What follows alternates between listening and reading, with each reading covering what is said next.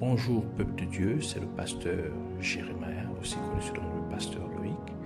Alors nous voulons écouter la parole de Dieu pour la semaine, mais avant tout nous voulons commencer par une parole de prière, donc en signe de révérence à notre Père Céleste, à notre Dieu.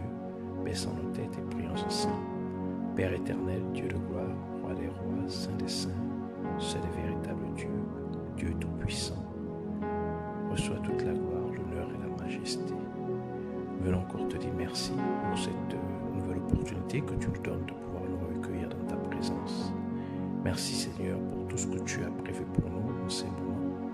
Nous venons prendre autorité et nous venons nous lever contre tout esprit qui ne glorifie point le nom de Jésus-Christ, tout esprit qui s'oppose à la connaissance de la vérité, à la connaissance de la parole de Dieu, car la parole de Dieu est la vérité. Nous venons lier, les renvoyer dans les gouffres de l'enfer une fois pour toutes au nom de Jésus-Christ. Nous libérons l'air, l'atmosphère, tout autour de tout ce qui est autour de nous et en nous, de toute interférence maléfique, de toute interférence démoniale.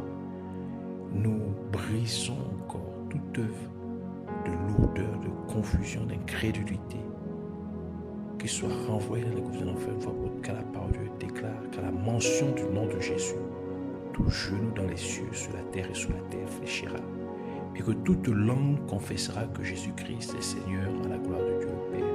Merci encore, Père éternel. Sois élevé, sois glorifié, sois magnifié. Au nom de Jésus, nous avons ainsi prié. Amen. Alors aujourd'hui, nous allons prendre notre lecture de la Sainte Écriture dans le livre de Nombre, chapitre 11, versets 24 à 29. Nous lisons la parole de Dieu dans le livre de Nombre, chapitre 11, versets 24 à 29, au nom de Jésus-Christ. Moïse sortit et rapporta au peuple les paroles de l'Éternel. Il assembla 70 hommes des anciens du peuple et les plaça autour de la tente. L'Éternel descendit dans la nuée et parla à Moïse. Il prit de l'esprit qui était sur lui et le mit sur les 70 anciens. Et dès que l'esprit reposa sur eux, ils prophétisèrent. Mais ils ne continuèrent pas.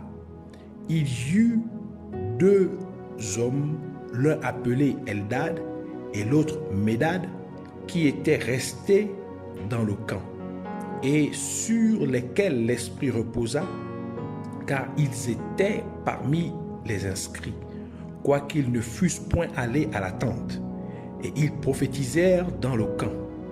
Un jeune garçon courut, l'annonça à Moïse et dit: Eldad et Médad prophétisent dans le camp. Et Josué, fils de Nun, serviteur de Moïse depuis sa jeunesse, prit la parole et dit: Moïse, mon Seigneur, empêche-les. Moïse lui répondit: Es-tu jaloux pour moi? Puisse tout le peuple de l'Éternel être composé de prophètes, et veuille l'Éternel mettre son esprit sur eux. Que le Seigneur bénisse sa parole, qu'elle vienne pleine de révélation, de profondeur, de vie, de grâce, de bénédiction et de sagesse au nom de Jésus-Christ. Amen. Alors aujourd'hui, le Seigneur voudrait nous enseigner ou nous parler du réveil dans le camp. Donc, le titre du message ou de l'enseignement d'aujourd'hui, le réveil dans le camp. La position de leadership est l'une des responsabilités les plus difficiles que Dieu puisse confier à une personne, parce que le vrai leadership implique de porter les fardeaux des personnes sous votre direction. Et cela signifie que vous devez faire face aux problèmes que chaque personne traverse. Vous devez faire face à leurs humeurs, vous devez faire face à leurs frustrations, vous devez faire face à leurs pertes, vous devez faire face à leurs douleurs, Vous devez faire face à leur refus d'obéir à Dieu et aux conséquences qui en découlent. Vous devez supporter leur arrogance.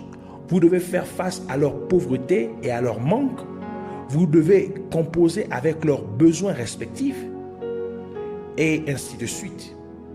Et cela est bien ancré dans les paroles suivantes de Jésus-Christ, dans Matthieu chapitre 20, versets 25 à 28, qui dit, Jésus les appela et dit, vous savez que les chefs des nations les tyrannisent et que les grands les asservissent. Il n'en sera pas de même au milieu de vous. Mais quiconque veut être grand parmi vous, qu'il soit votre serviteur, et quiconque veut être le premier parmi vous, qu'il soit votre esclave. C'est ainsi que le Fils de l'homme est venu, non pour être servi, mais pour servir et donner sa vie comme la rançon de plusieurs. Et c'est la raison pour laquelle, donc, Jésus-Christ, étant un leader, lui-même, comme nous venons de lire, a dit qu'il n'est pas venu pour être servi, mais il est venu pour servir.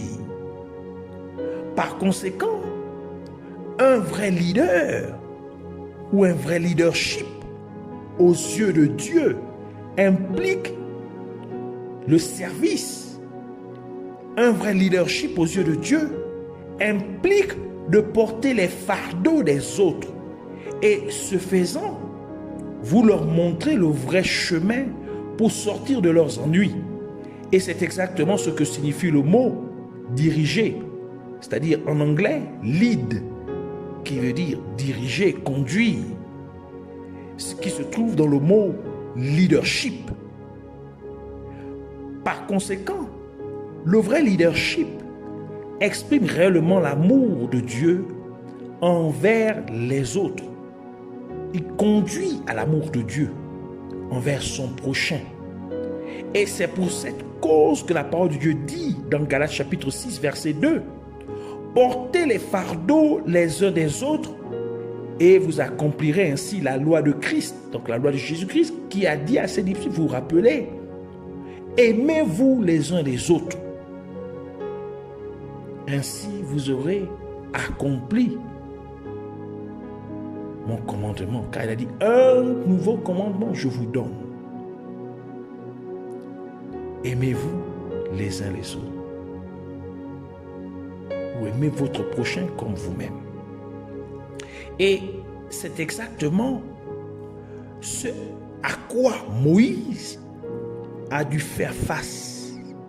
Étant le leader du peuple d'Israël, Moïse devait porter les fardeaux de tout le peuple. C'est-à-dire environ plus de 2 millions de personnes à cette époque.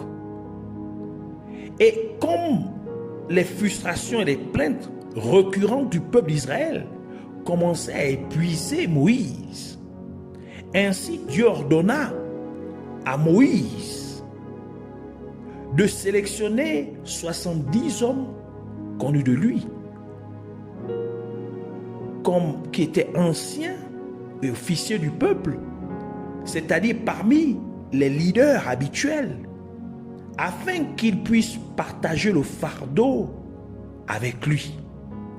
Par cela, Dieu nous dit que si vous voulez durer dans le leadership, vous devez apprendre à vous reproduire dans d'autres personnes, afin que vous puissiez reproduire votre leadership dans ces personnes.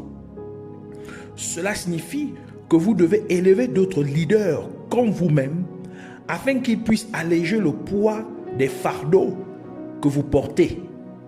Et c'est la raison pour laquelle Dieu a pris de l'esprit qui était sur Moïse et l'a donné à chacun des 70 leaders du peuple. C'était pour dire que Dieu reproduisait le leadership de Moïse dans chacun des 70 leaders.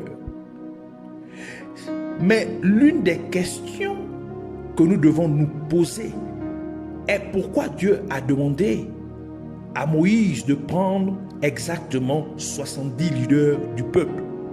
pourquoi Dieu n'a choisi aucun autre nombre? Pourquoi exactement 70? Ce qui vaut la peine de noter à propos du nombre 70 sont les faits suivants. Il existe un noyau de 70 nations et 70 langues dans le monde, parallèle aux 70 noms des générations de Noé, c'est-à-dire également connu sous le nom des tables des nations, dans Genèse chapitre 10. Cela signifie que 70 descendants de Noé ont dérivé 70 principales nations et 70 langues dans le monde, lesquelles sont au cœur d'autres nations et langues dans le monde.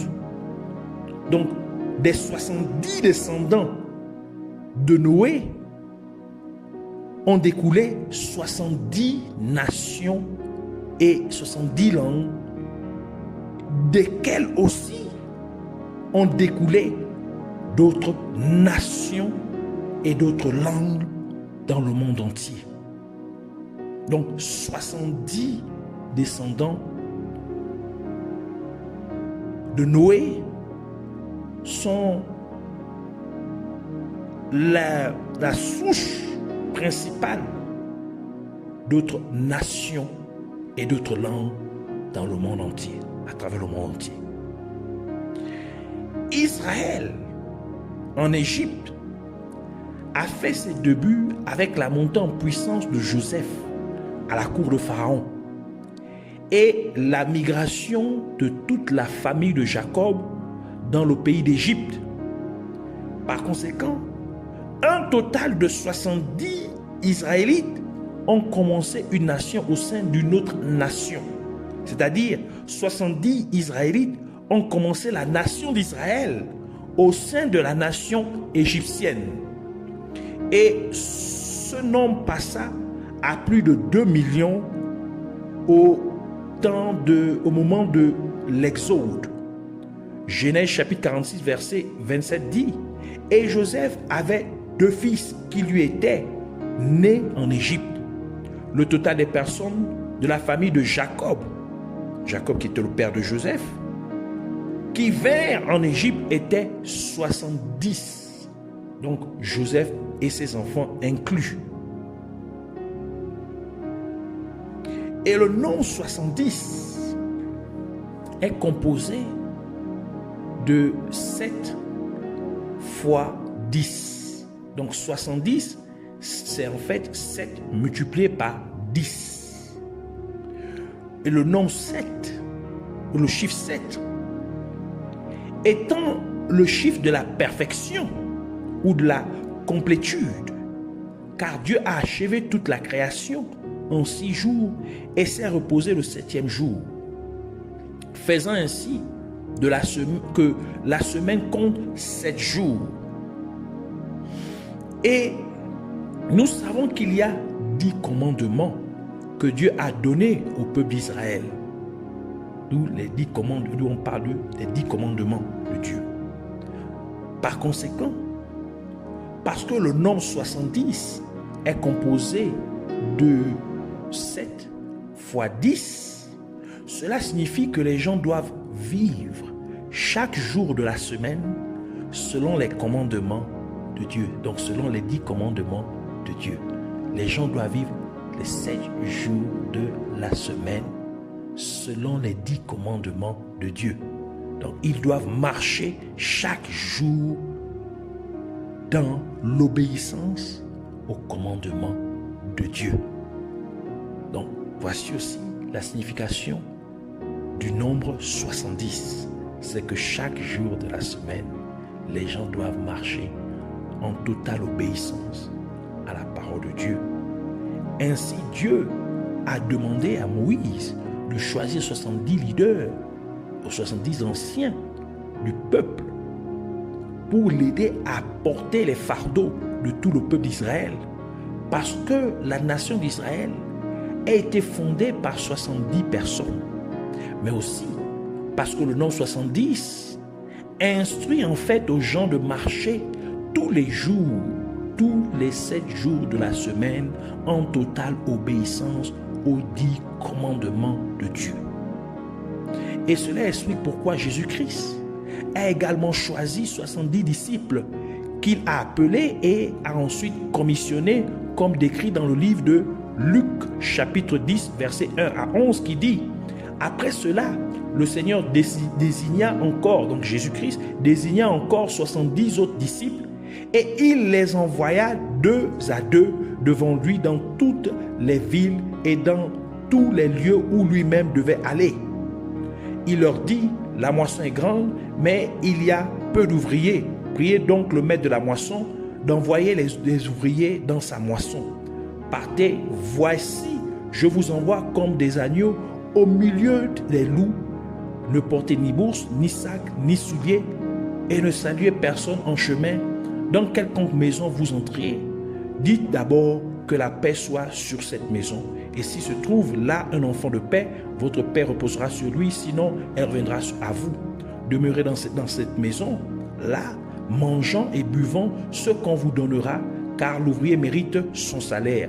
N'allez pas de maison en maison, dans quelque ville que vous entriez et où l'on vous recevra, mangez ce qui vous sera présenté. Guérissez les malades qui s'y trouveront et dites-leur: le royaume de Dieu s'est rapproché de vous. Mais dans quelque ville que vous entrez et où l'on ne vous recevra pas, allez dans ces rues et dites: nous secouons contre vous la poussière même de votre ville qui s'est attachée à nos pieds.